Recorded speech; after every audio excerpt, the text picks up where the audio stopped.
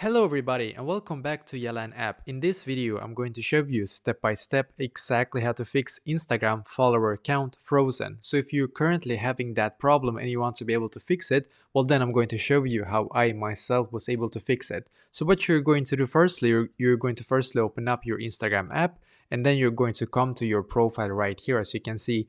And now when you're on your profile, then what you're going to do, you're going to firstly click on the three lines in the top right corner. And as you can see, you should now be able to view all of these options right here.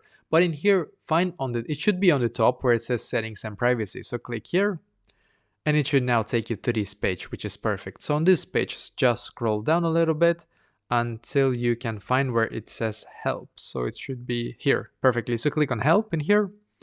And perfectly, as you can see, it should now take us to this page right here, which is perfect. So on this page, you're just going to click on report a problem. And then once again, click on report a problem. And then click on include and continue, as you can see. And now you should be taken to this page right here. So now in here, you're actually able to contact the Instagram support. And they're the ones that can actually help us to fix this issue. So you're going to write like this. I'm having